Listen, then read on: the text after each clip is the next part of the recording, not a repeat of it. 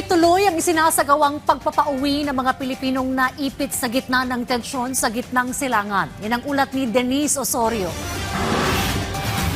Halos 1,200 na OFW at ang kanilang mga dependent ang kabuuang nabigyan ng repatriation services at posibleng umabot ito sa 2,000 sa mga susunod na araw. We are expecting mga kababayan natin from Bahrain, Kuwait, and Qatar, and also I think a batch from Israel will also join this charter flight.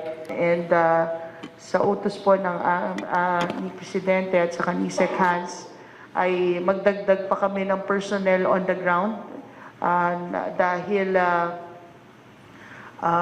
yung ating mga kababayan from Kuwait, from Bahrain, from Qatar ay kailangan po nating i-assist, be able to transition and travel to Manila safely.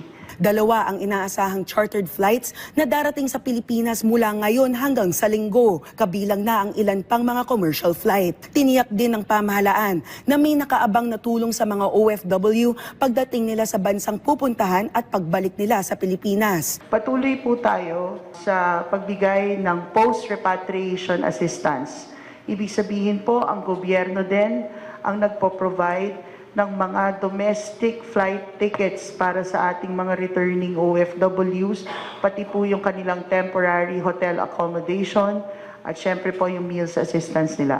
Pero nilinaw ng OWA na hindi agad na iuuwi ang mga OFW dahil kailangan muna dumaan sa mga proseso ng host countries tulad ng exit clearance at transit visa. Lalo na't karamihan sa mga Pinoy sa Middle East ay contract workers na may mga dokumentong kailangan ayusin bago payagang makalabas. Dagdag pa rito, ang biglaang pagbabago sa security situation na nakakaapekto sa mga nakahandang biyahe. Patuloy rin naman ang pagmomonitor ng DMW sa kalagayan ng mga Pilipinong seafarers sa Strait of Hormuz at mga karatig na karagatan. Ayon kay Secretary Kakdak, ligtas ang 12 Pilipinong tripulante sa isang insidente malapit sa karagatan ng Iraq, habang sa iba pang magkakahiwalay na pag-atake sa mga sasakyang pandagat sa rehiyon, umaabot sa hindi bababa sa 50 Pilipinong marino ang nakaligtas. Ngunit may isang Pilipinong seafarer pa ring nananatiling nawawala matapos madamay ang isang tugboat na tumutulong sa isang inataking barko malapit sa baybayin ng Oman. Kaugnay nito, tiniyak ng DMW na may mga proteksyong maaaring hingin ang mga Pilipinong seafarer kapag itinuturing ng mapanganib ang rutang kanilang paglalayagan.